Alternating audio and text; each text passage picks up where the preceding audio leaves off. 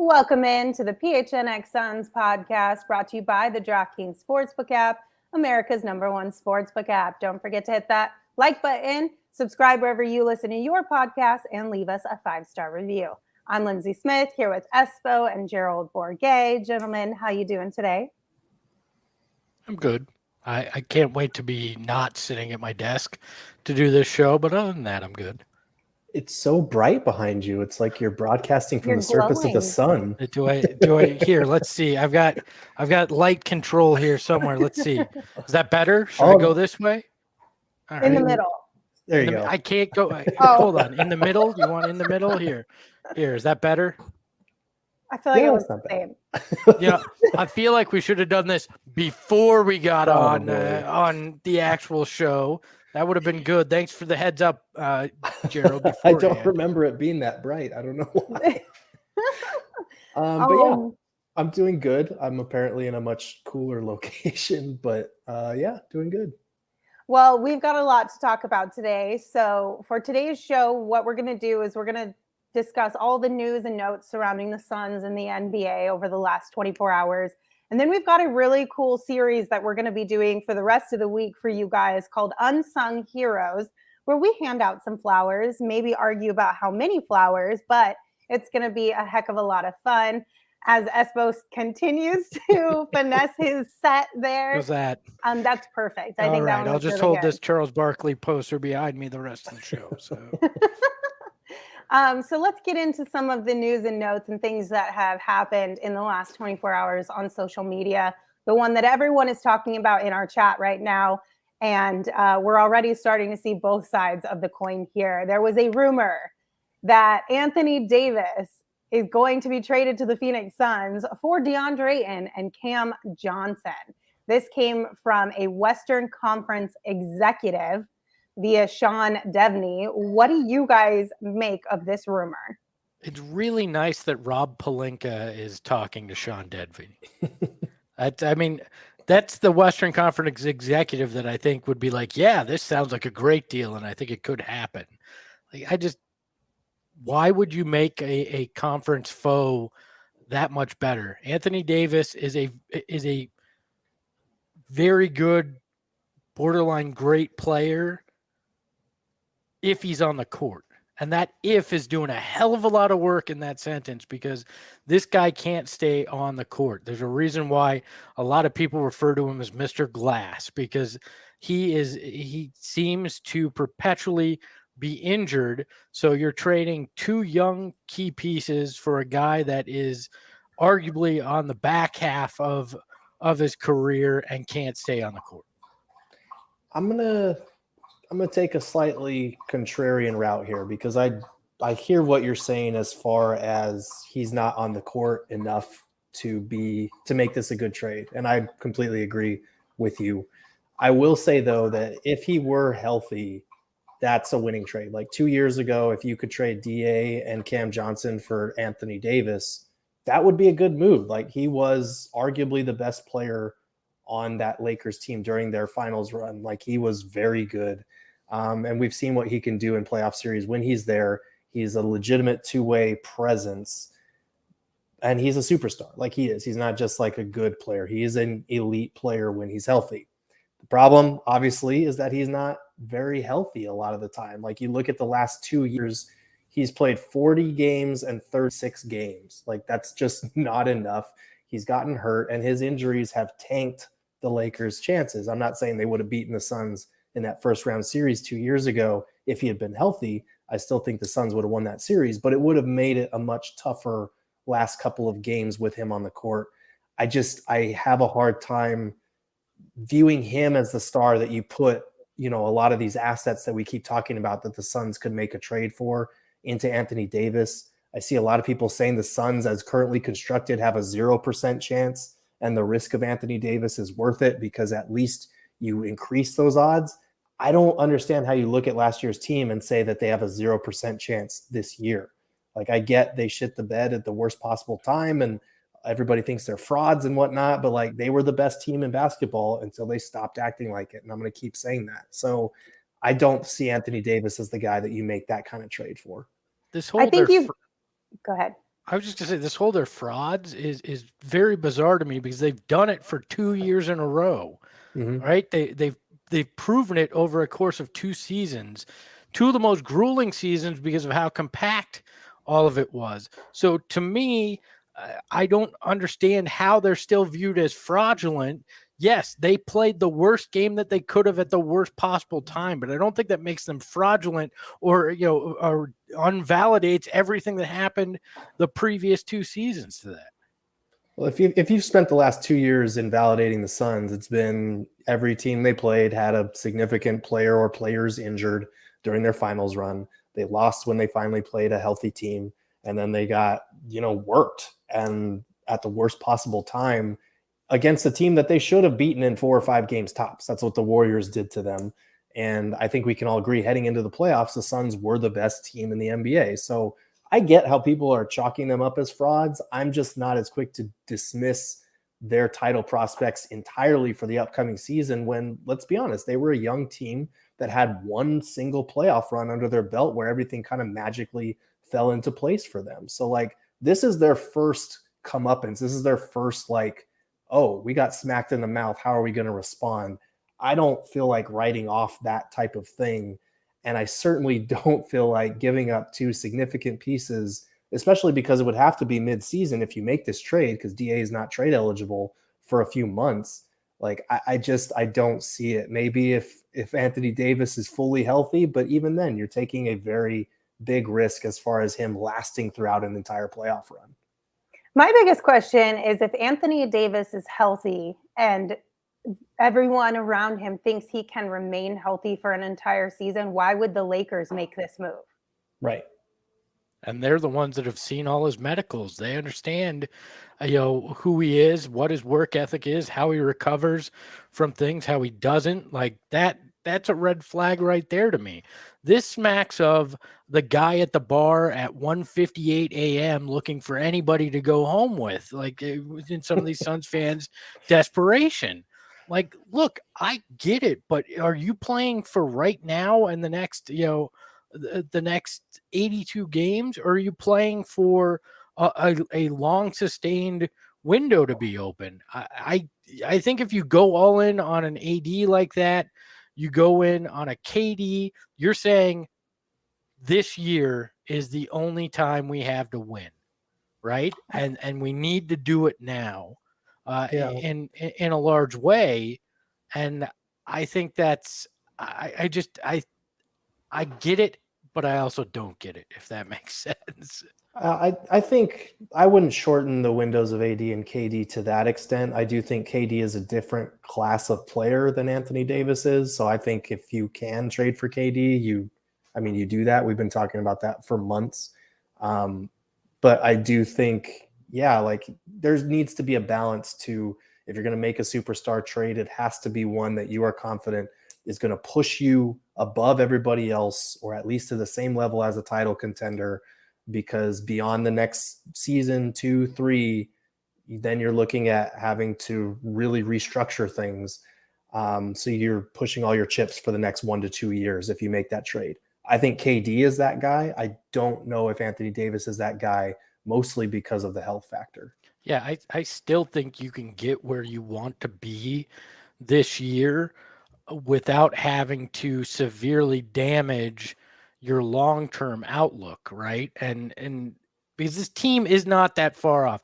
I agree, as currently constructed, and if you don't make any additional moves throughout the year, that you're likely not going to win the West, win the championship. But the thing is, they're loaded up with the assets you need to make a move in season to add the kind of pieces that you may need. And it becomes, in a lot of ways, easier to acquire talent in season when teams fall off the radar, guys get hurt, and now all of a sudden a team's tanking rather than trying to fight for a playoff spot. Like, there's opportunity, and I think the Suns will take advantage of that to buoy what already is an extremely strong roster in the Western Conference. So I think what I've noticed the most since this rumor hit social media is that there seems to be like two camps of Suns fans. Ones who think that the regular season last year holds more weight than the playoffs did, and ones that think the playoffs hold more weight than the regular season.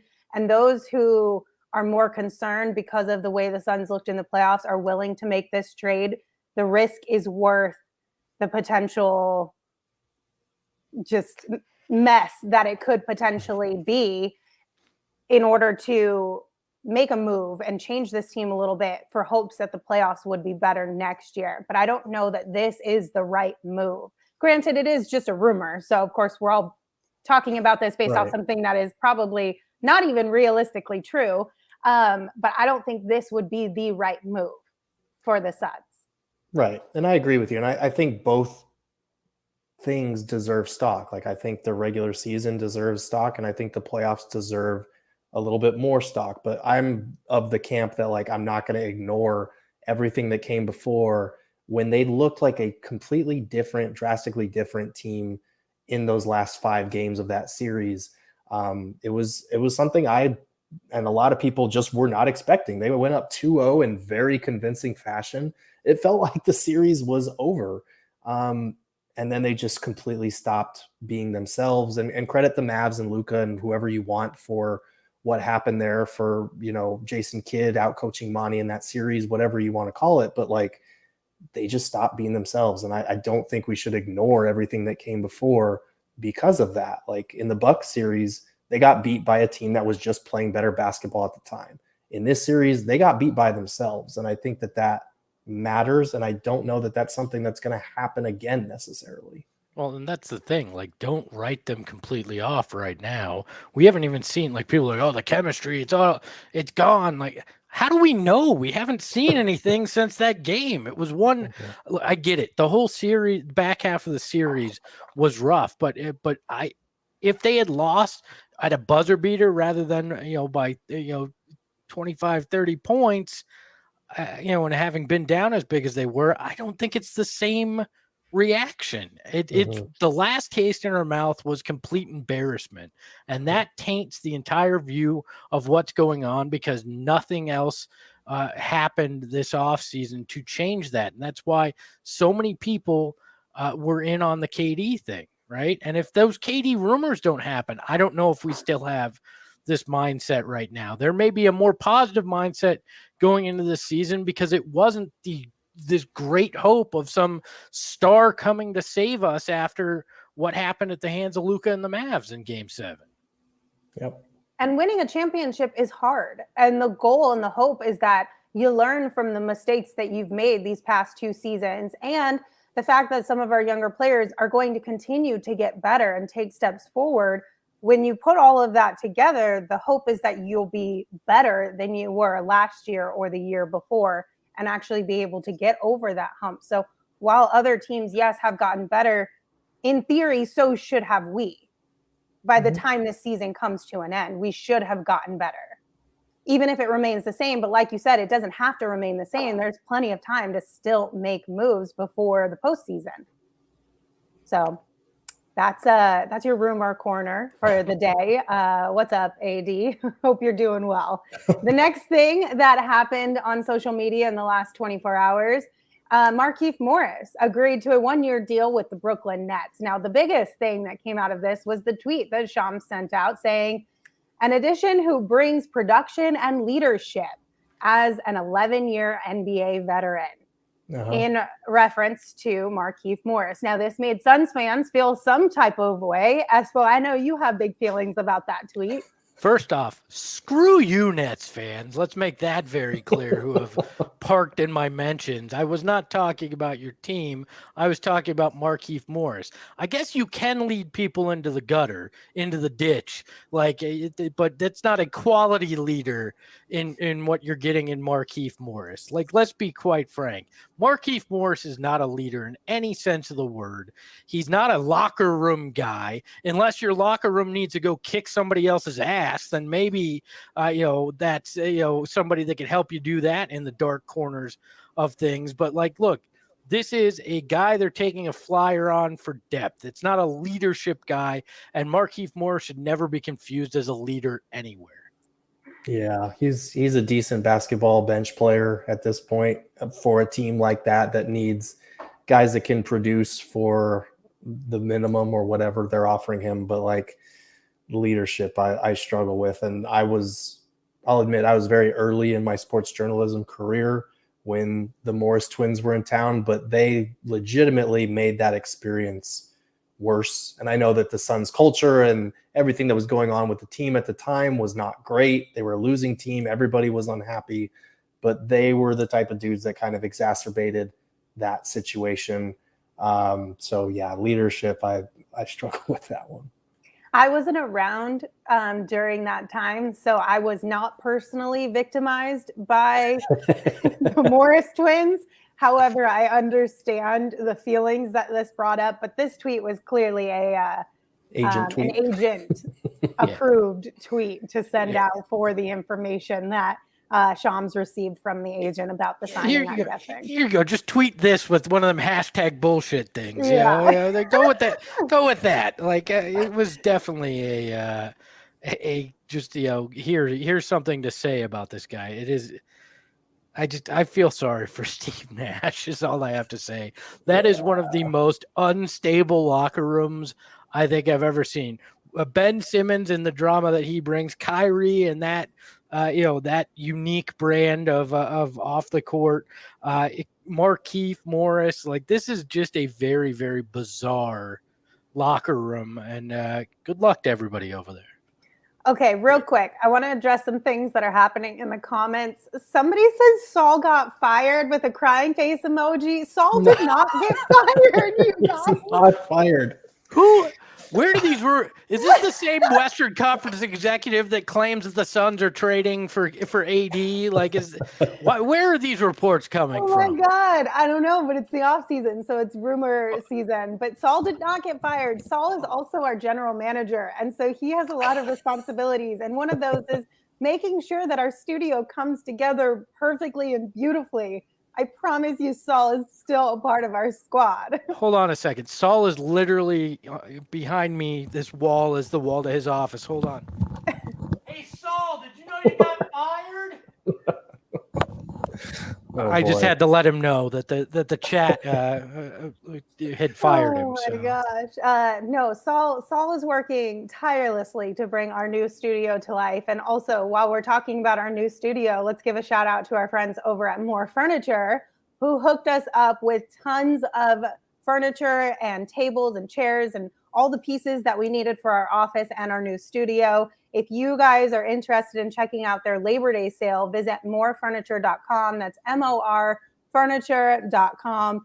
Saul is actually going to be with us at Four Peaks tomorrow. And look, he's right here in the flesh, real life. Everybody calm the fuck down. I'm coming back next week. I haven't gone anywhere. We're just really fucking busy, okay? Love you guys. Brian said, hashtag pray for Saul. Pray for Saul. But here's the thing. We do actually have a really cool segment coming up for you. I told you guys about the unsung heroes thing. We actually made Saul make a video so he could be a part of this conversation. So you'll get more Saul later on in the show. Just hang tight. But before we get into that, we do have one other thing on social media that I want us to talk about. This one came from the Phoenix Sun 2 on Twitter. They sent us a message and they asked, which former #1 draft pick had a better first 3 seasons in the NBA and why?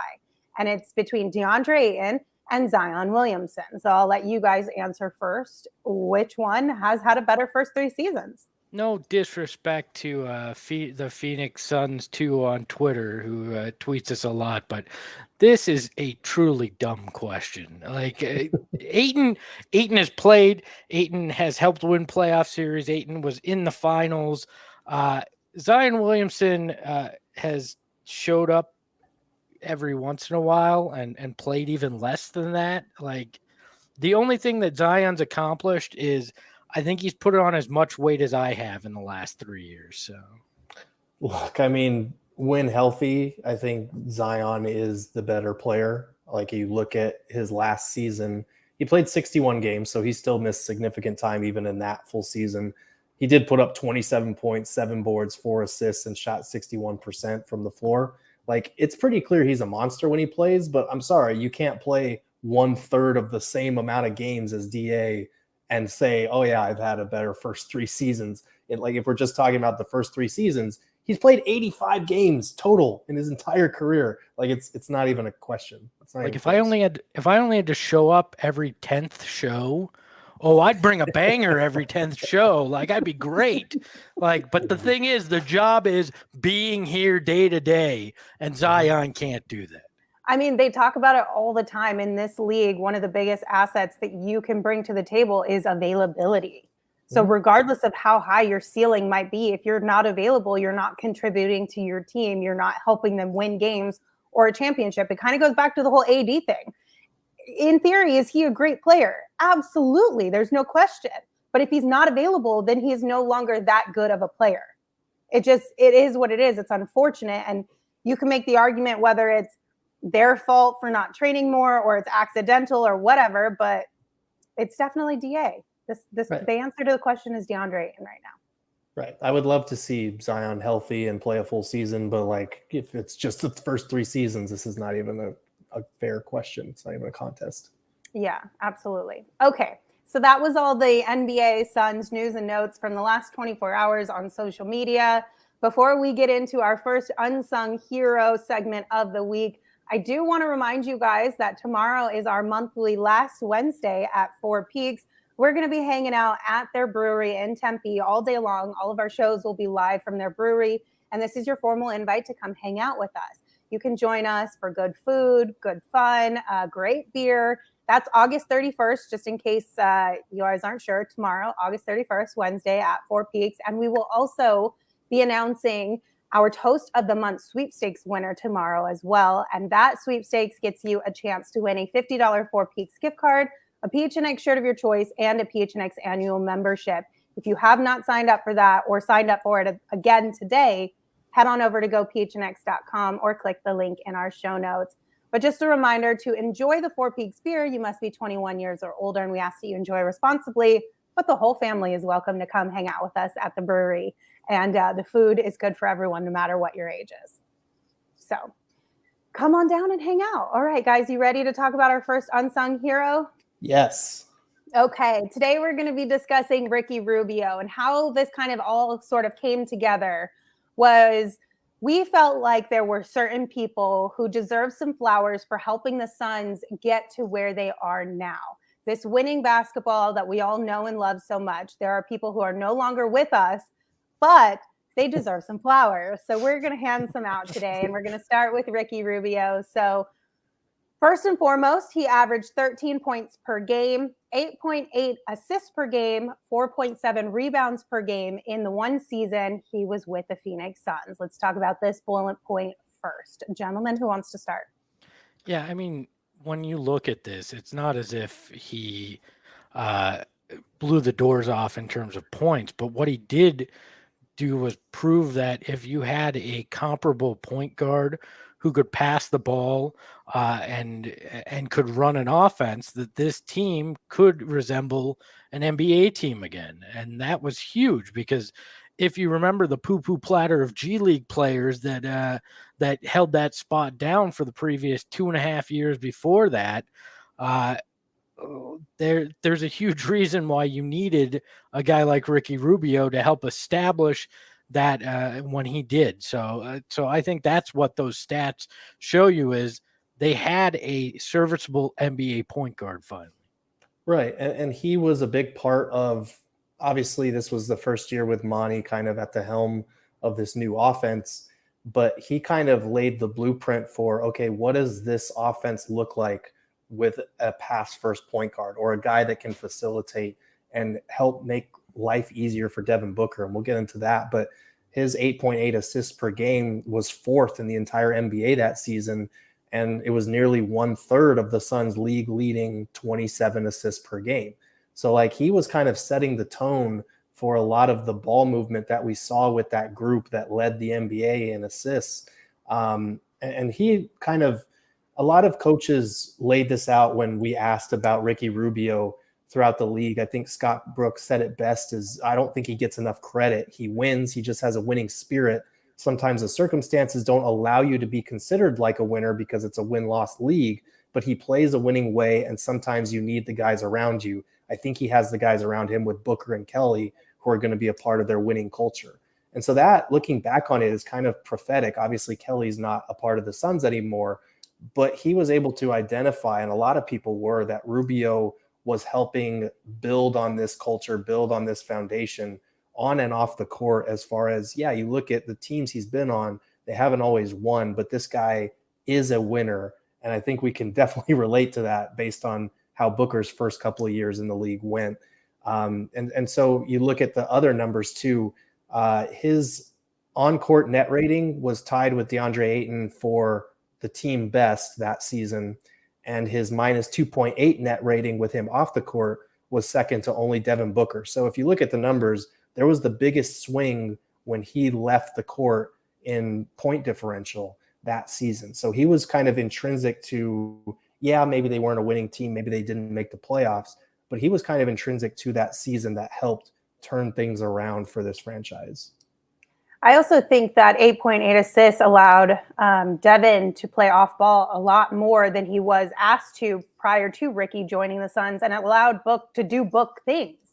And then also during that season, Book put up career high points per game averages and field goal percent marks. So it was very clear that Ricky made an impact on Devin and allowed him to really thrive in ways that he wasn't really able to thrive prior to Ricky joining the Suns.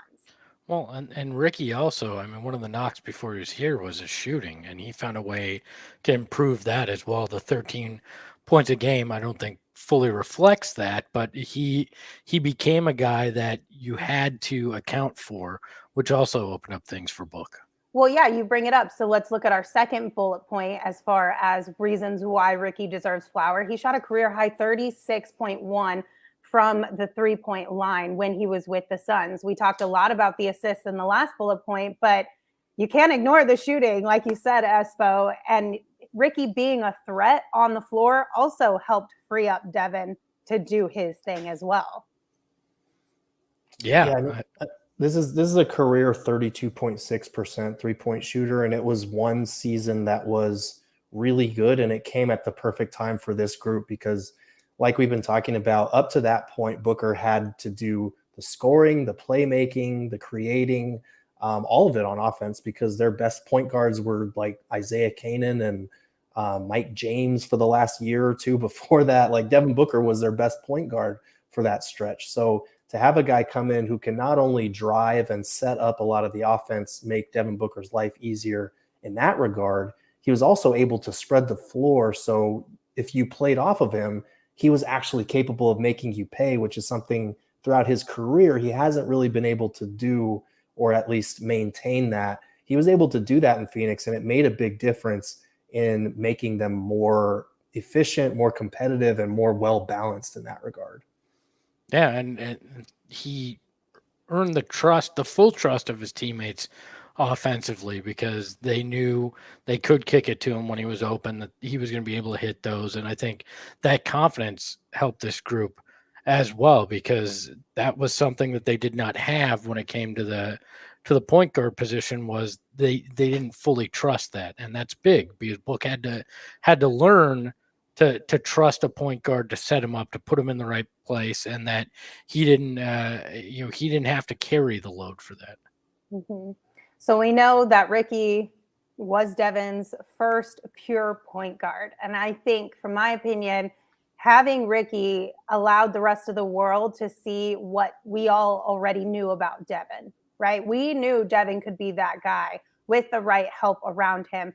Ricky showed everyone else that Devin could be that guy with the right help around him. And I'd like to think that that kind of helped CP3 maybe make a final decision. It wasn't the deciding factor, of course, but it might have been in the decision-making process, being able to see what Devin is capable of, having a true point guard next to him on the floor. And then also, like you guys had mentioned, he was a huge part of that bubble run with the Suns, which is what really started the turnaround for this team and showed us and other people around the league that we've got legit Phoenix Suns basketball back again.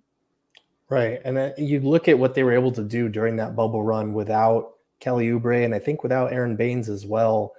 I mean, it was really impressive. And Book was the leading factor in all of that. You know, he just had an incredible 8-game stretch to remember there. But Rubio was the one that was kind of setting things up. He was the quiet veteran voice. He was the guy that helped them that season improve from 29th in defensive rating the year before to 17th, which is not great still, but it's at least closer to league average. And that was what helped them kind of make this jump in the win total that we hadn't seen. I think with like 17 games remaining, they had already won more games than Devin Booker had won in a season in his career to that point. So it was kind of indicative of what was to come, and his impact on Book. Lindsay, you mentioned that Book averaged a then career high. He also shot just under 62% true shooting, which is still a career high. Even the last 2 years with Chris Paul don't measure up to that season. And Book led the league in points per touch among all players who got at least 3,000 touches. So guys that are considered high usage players, high usage scorers. The year before, he was assisted on 64% of his field goals. With Rubio, that number dropped, or 64% were unassisted. With Rubio, that dropped to 54%. So it really took a lot of the onus off Book to create his own shots and allowed him to get into this role that he would take with Chris Paul, where, yes, he's playing with a more ball-dominant point guard, but he's maximizing his efficiency with the touches that he's getting from that point guard.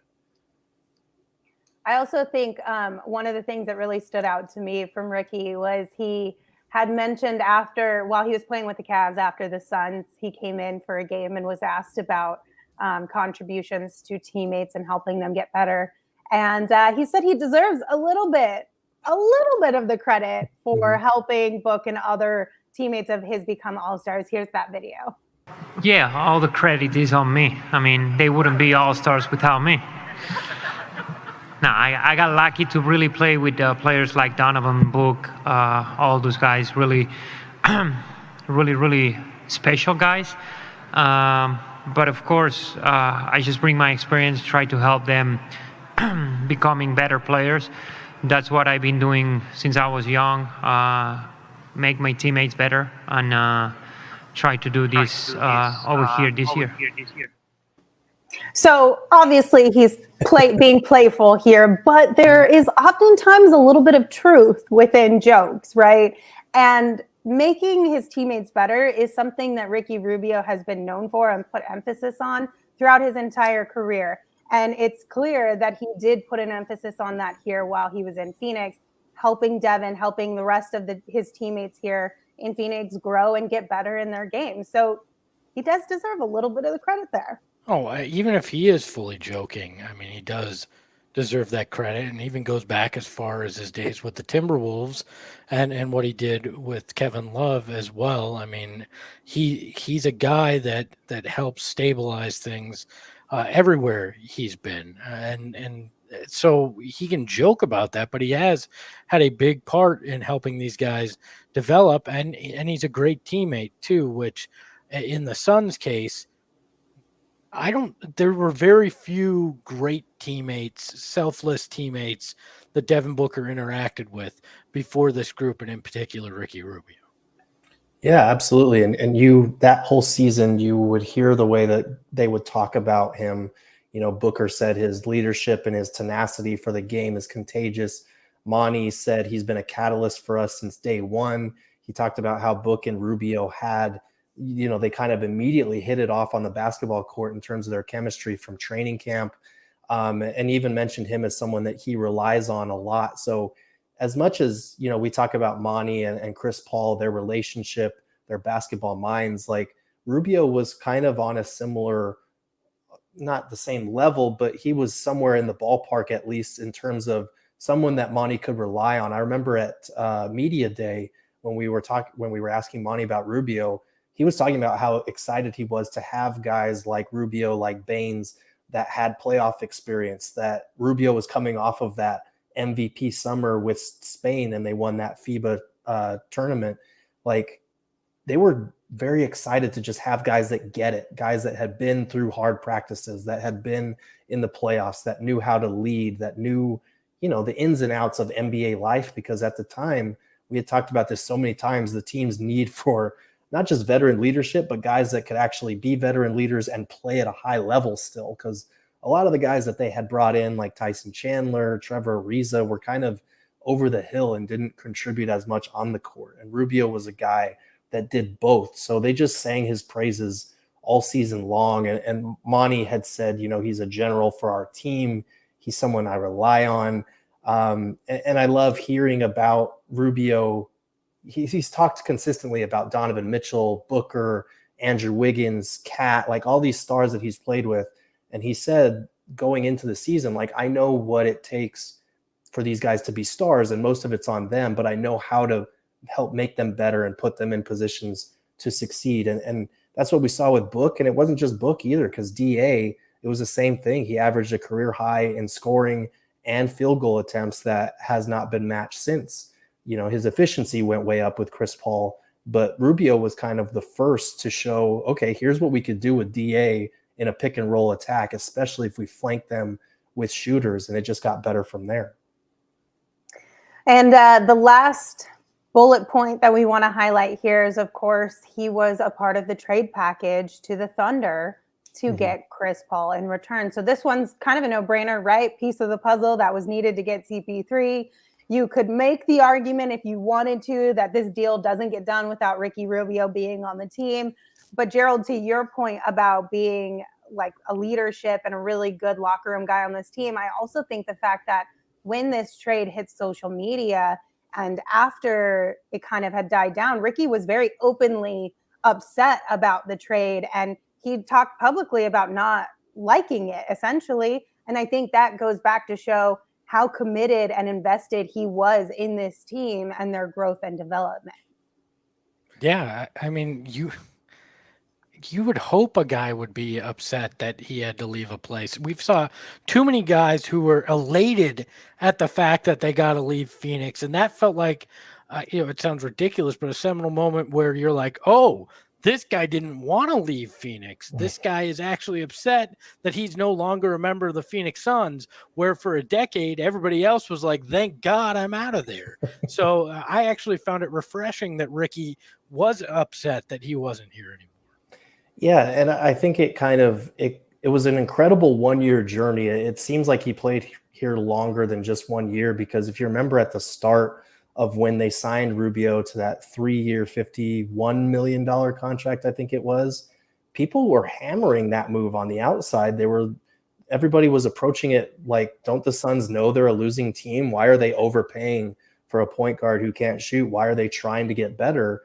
And 3 years later, we can look at the last 2 years especially and be like, that's why, because we had a guy who helped build these winning habits, who put Booker in a position where when he did play next to a superstar or a star point guard, he knew what to do, and they helped build those winning habits. They closed that bubble on that 8-0 run that changed their entire fate. And Rubio, unfortunately, was kind of a casualty of all that as far as being involved in the trade. But we shouldn't forget about everything he contributed, because he immediately proved that it wasn't an overpay, that this franchise desperately needed a point guard. And, he just kind of laid the groundwork, because he said when he was on, I think it was on media day coming into this new team, he had been talking about his experience with Spain. And he had said, like at the beginning of the tournament, nobody counted on us. Nobody thought we could really do something. But my mentality from day one was we're going to win it. And that's the same thing that I'm coming into this situation with, is we're going to be in the playoffs. We're going to make the playoffs. And they didn't get there, but it set them on the right track. And, you know, it was just a critical move to bring in a guy who could actually play that point guard spot. And it was devastating to see him leave in the way that he did, because he gave a lot and he saw himself with this franchise for the duration of that 3 years. Going into the bubble, he kind of prophetically said this. He said, I think the chemistry is building up, especially on a young team where you spend a lot of time together. Like I was saying at the beginning of the season, the road trips will help us. And I think this is the longest trip we're going to be on. In here, we'll be able to really build the chemistry up that's going to help us for the future. And they did. Like, they absolutely did. And even if he couldn't be a part of it for the long haul, which is sad, like, he lent a lot of things that helped the Suns get to where they are. Mm-hmm. Why have we not talked about the most important thing, though? Ricky reminded us that long hair in basketball can be sexy. Like, we've got a long history of it here. Steve Nash, even Pat Riley back in the day when he played here. Lou Amundsen with the long hair and man bun. Phoenix loves themselves some long-haired basketball, and Ricky Rubio reminded us of that.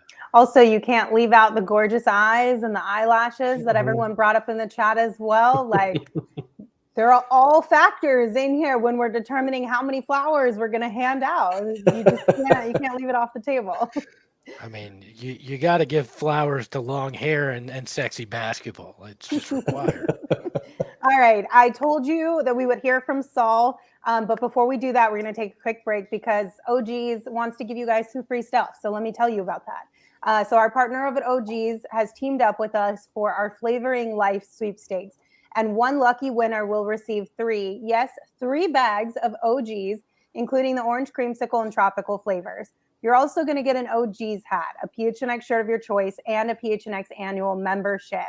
To sign up for this sweepstakes, all you have to do is head on over to gophnx.com or click the link in our show notes. But if you don't want to wait to get your hands on some OGs, you can always check out OGs online at ogsbrands.com, on Instagram at ogsbrands, or you can find their products at your local dispensary, but you must be 21 years or older to purchase. So if you have not signed up for that sweepstakes, hurry, go do that right after this show ends, so you don't miss out on any of the goodies. Okay. Saul couldn't join us for the whole show. Hold on. Before we get to Saul. Okay. Rick in the chat said, what about Tom Chambers when referring to hair? That was a mullet. We do not recognize the mullet as a solid hair choice here on PHNX Suns. That is not allowable, and we will not take that into consideration whatsoever. Tom Chambers knew the trends before the trends came into being a trend, because mullets are super hot right now, and Tom has been rocking one for the last decade, so he was way ahead of the time. Hold on, way more than the last decade. fair. We're talking 30 years or more than 30 years that Tom's been rocking the mullet, and that wasn't ahead of the curve. That was just a personal choice, and we do not recognize the mullet here as a quality basketball hair choice. All right. Here is what Saul thinks about this whole conversation. Here we go. Listen, Ricky Rubio was fantastic for this organization. They needed him in the worst way possible. The putrid play of the Phoenix Suns for the last 10 years shows that. But I think he gets a little overhyped, a little too much in terms of being a savior and, basically basketball Jesus reincarnated all over again. Like, it just doesn't make sense to me. People like to act like Devin Booker grew exponentially with Ricky Rubio's arrival. He did not. He was relatively the same player, slightly higher shooting percentage. That's about it. The key thing is that Ricky Rubio was able to make other players a little bit better simply because he wasn't a disaster. He was consistent. That's it. He was consistent. And yeah, he had some very, very good games. Had some 20-point games, had some double-digit assist games, but in terms of superstar level and all the credit going to Ricky Rubio for turning this franchise around, I think it's way overblown. I think that's more on the growth of DA and the growth of Mikal Bridges and the growth of Devin Booker as a leader than it has been Ricky Rubio and what he brought to this franchise. Because, I mean, shit, the same team the very next year got to the NBA Finals, and the only thing that really changed was Chris Paul. So that was the first time that we had heard Saul's thoughts. So we all listened to that together. Gerald, do you want to start with your reaction to Saul's thoughts? Yeah, I mean, I would get it if I thought people were painting Rubio as a savior, but the only reason we look at him as basketball Jesus is because the man had the beard and the hair to pull it off, and he was just such a kind spirit. I would agree with him that like Booker deserves the credit for growing into who he became, and that Rubio doesn't deserve the sole credit for that. And I also agree with him that like Mikal and DA and Cam Johnson and all these other guys taking steps forward is what got the Suns to this point. But I do think that needs to be factored into what helped get the Suns from, bubble team, bubble sensation that misses the playoffs to finals team. Because like, yes, Chris Paul changed, but that's not the only thing that changed. Mikal Bridges got a lot better. DA became a two-way force in the playoffs. And I think that Rubio deserves credit for helping lay the groundwork. I would never give him sole credit for that. But yeah, he did show what the Suns needed in terms of a valid pass first point guard, of how this offense could run, of what Devin Booker could look like, not having to do everything. And again, still the highest true shooting percentage of his career by more than a few percentage points. So he was very efficient as soon as we saw what he could do with a legitimate point guard. Look, you had to have basketball Jesus and sacrifice him to have the point guard arrive. I mean, it's How just... did I not know this was going to happen? I should have known it. We should have made a graphic. That's phenomenal. Doggone it. The second Saul said basketball Jesus said, there's the opening. There we go. Look, I don't think Saul's wrong, which if either of you tell him I said that, I will deny it to my death. But I don't think chat right now, Espo. I think he's watching. I don't think Saul is wrong here. Oh God. I think Saul is extremely wrong. He totally we had to sacrifice in order to get the God. He totally got it. Now I don't feel like I can agree with the man. No, look, I don't think he's wrong in the fact that you can't give sole credit to Ricky Rubio, and I don't think we're trying to do that here. He was a part of it. It was showing you what was possible. They were still subpar when he was here, but it was a step in the direction that you needed to take, and a step in the evolution that Devin Booker needed, that DeAndre needed. It gave stability to lay that foundation is the only thing I see with it. So yeah, he doesn't deserve all the credit, but he definitely deserves some of the credit. Okay, so before we get to our final arguments, we're going to take one more break because I want to tell you guys about the DraftKings Sportsbook app. The wait for a brand new NFL season is almost over. The season is about to begin, and it's a lot more fun with the DraftKings Sportsbook app. So download the DraftKings Sportsbook app right now and use promo code PHNX when you sign up, because when you use that code, you're going to get $200 in free bets instantly after you place a $5 bet on any football game. It is that easy when you use the code PHNX. Only at DraftKings Sportsbook, an official sports betting partner of the NFL. Minimum age and eligibility restrictions apply. See show notes for details. Also, if you are just getting into sports betting or betting on the NFL or NBA, all these seasons are starting up again. We do have a bet show for you with our guys, Johnny and Shane, who break things down, make it really easy for you to understand how to use the app. Good, smart-ish bets. Obviously, you always have to make that decision for yourself, but smart-ish bets to make to at least get your feet wet into it. So that should be the name of the show, Smartish. I mean, it could be kind of fun. It could be fun. Okay, so we're going to round things out. On a scale of 1 to 8 flowers, and that's a little nod to the Bubble Suns, how many do you give Ricky Rubio? I'll give him 5.5 out of 8. Okay, I was gonna go 5. How do you get? You're gonna give petals or like a half? I am. flower? I'm gonna Like a I'm gonna stem? actually It's a little chop the wilted, but stem it's still off. there. Chop the stem off. Okay. Yeah, I'll go 5. I feel like 5 is a good amount because he didn't directly contribute to what we see now or over the last 2 years, but he really was instrumental in kind of helping set the tone, I think. I think I'm going to go with 5 from the basketball perspective, and then I'm going to add one more on to make it 6 from the hair perspective, because he deserves a whole flower for the luscious, gorgeous mane of hair that he's got that made everybody jealous. So he gets an extra flower for that. If we were basing it on hair, he gets 9. I mean, I'm giving him that. If we're basing it on overall looks, it's a 10 out of 8. So let's not go there. By the way, Pugs and Hugs said in the chat, not getting past the first round with Rubio. But the thing is that you got to remember, prior to Rubio being here, you weren't even going to get to the first round. It wasn't even a thought that you could have. So you got to remember, it's a step in the in the process here, and that's what he helped them take. So right, that he was. I thought he was going to be more than just a stopgap point guard, but I think with a franchise like this, like you look at teams like the Thunder back when they had Kevin Durant, Russell Westbrook, and James Harden. Like, yeah, they took huge steps overnight because they had 3 superstars to build around from a young age. The Suns didn't have that. They didn't have guys of that caliber other than Devin Booker. So their progress had to be more incremental. And I think that Ricky Rubio was the next logical step, and he was a good step in that regard.